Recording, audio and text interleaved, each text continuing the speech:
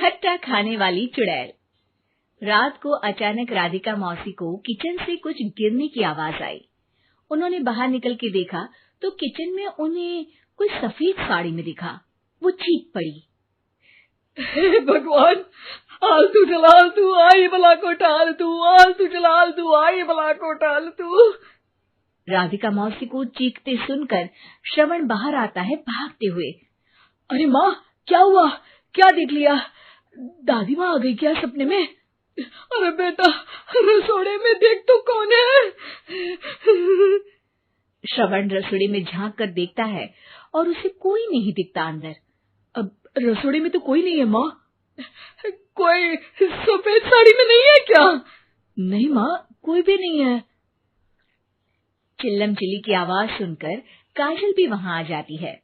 अब क्या हो गया माँ जी? अरे बेटा, रसोड़े में एक चुड़ैल थी सफेद साड़ी में। अरे क्या कर रही थी वो अंदर? अरे बताया नहीं, कल आएगी ना तो पूछ लूंगी। चुड़ैल जी, आपका क्या प्लान है? माँ जी, रात बहुत हो गई है, आपने कोई बुरा सपना देखा होगा, चलिए सो जाइए।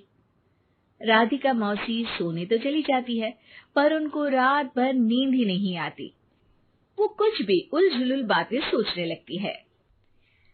कहीं चुड़ैल की वजह से तो घर में टेंशन नहीं हो रहा, कहीं उसी की वजह से तो वो दादी नहीं बन पा रही। सुबह जब राधिका मौसी रसोड़े में छानबीन करती है तो पाती है कि नींबू का अचार गायब है। चुड़ैल नींबू का अचार ले गई? मुझे तो ठीक नहीं लग रहा कुछ। चुड़ैल को भी पता है कि जिंदगी का असली मजा तो खट्टे में ही है। राधिका मौसी झट से श्रवण को फोन कर देती है। बेटा, मुझे समस्या समझ में आ गई है, हमें एक तांत्रिक की जरूरत है। अरे क्या बोल रही हो माँ, तांत्रिक की क्या जरूरत है? आप पूजा पाठ तो कर ही रही हो ना। आलतू जलालतू मंत्र सारे फालतू जैसे कुछ मंत्र पढ़ो, चली जाएगी अपने आप चुड़ैल। अरे नहीं बेटा, कभी चुड़ैल को कम नहीं समझते। अरे तुझे पता भी नहीं चलेगा कि कभी वो छल करके काजल की जगह घर की बहू खुद बन जाएगी। क्या माँ, कुछ भी बोल रही हो? कहाँ काजल और कहाँ चुड़ैल? वैसे एक बात बताओ, काजल को अगर गाने के लिए बोल देना तो चुड़ैल काजल की आवाज सुनकर घर तो क्या धरती लोग छोड़कर चली जाएगी। तुम ना पढ़े लिखे बच्चे हर चीज को मजाक समझते हो। तुम रहने दो, मैं खुद ही तांत्रिक को बुला लेती हूँ। अच्छा सुन, शाम को इमली लेके आना। क्या है कि चटनी खाए बहुत दिन हो गए है ना? नहीं माँ, इमली तांत्रिक से ही मंगवा लो ना, आटा वगैरह भी उसी से पिसवा लेना। देखो मुझे काम करना है। श्रवण रात को कई तरह की सब्जियों के साथ माँ के कहने पे चटनी के लिए इमली भी ले आया था, लेकिन राधिका मौसी के दिमाग में अलग ही फिल्म चल रही थी। उन्हें अब सिर्फ शक ही नहीं यकीन होने लगा था कि शायद चुड़ैल ने श्रवण पर अपना जाल बिछा दिया था, जिस वजह से श्रवण उनकी बात ही नहीं मान रहा था। पर कोई नहीं, आने वाली रात में राधिका मौसी खुद तैयार हो गई चुड़ैल को पकड़ने के लिए। रुद्राक्ष की माला, तुलसी का पत्ता, हनुमान चालीसा सब हाथ के पास ही था, बस चुड़ैल का इंतजार था। और जैसा राधिका मौसी ने सोचा था वैसा ही हुआ। वो चुड़ैल उस रात भी आई, पर वो राधिका मौसी से तेज निकली और राधिका मौसी के उससे पकड़ने के पहले ही वो भाग खड़ी हुई।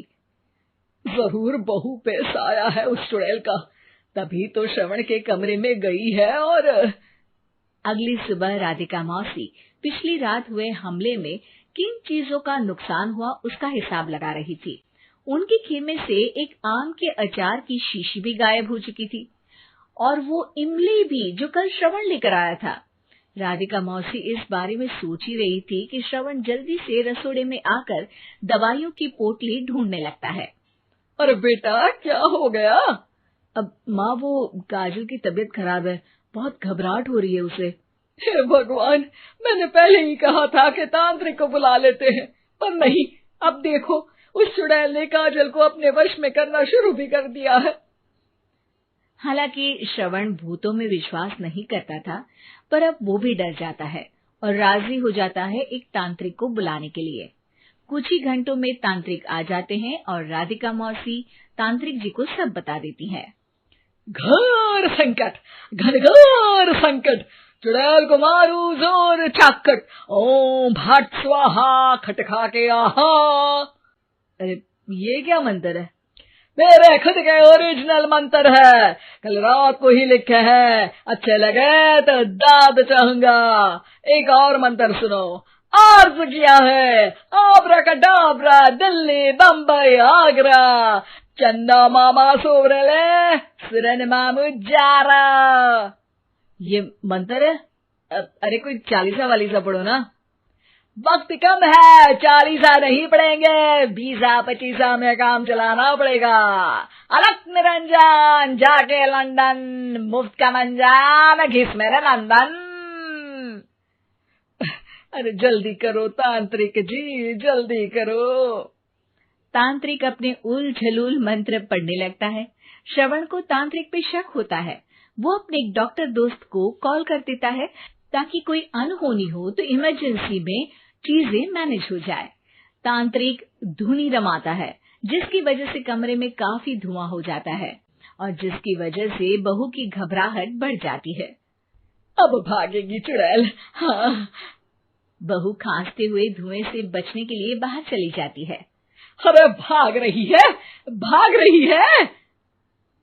पीछे पीछे श्रवण भी जाता है। बहू एक सोफे पर बैठ जाती है। तभी डॉक्टर दोस्त आ जाते हैं और श्रवण को पानी लाने के लिए कहते हैं। थोड़े चेकअप के बाद डॉक्टर कहते हैं, मेरे हिसाब से जाप का काम पूरा हो गया है। क्या मतलब? अरे कुछ भी नहीं माँ, कोई चुड़ैल नहीं है, खुशखबरी है, अब दादी बनने वाली है। मगर वो सब अचार के डब्बे। श्रवण दोनों अचार के डब्बे अपनी माँ को दिखाता है, जो कि उनके बिस्तर के नीचे छुपे हुए थे।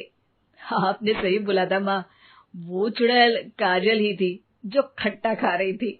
हमें कल ही पता चला, पर हमने आपको ये तांत्रिक वाला काम करने दिया ताकि आपको भरोसा हो जाए कि भूत वगैरह कुछ होता ही नहीं। अच्छा अच्छा, ये तो बड़ी खुशी की बात है, पर बेटा मुझे एक झाड़ू तो ला दे। क्यों माँ? ये तांत्रिक का भूत उतारती हूँ मैं। अब तांत्रिक राधा मौसी के डर से घर से भाग निकलता है और राधा मौसी उसके पीछे भागती है। अरे संकट ये घनघोर है, तांत्रिक मुआ चोर है।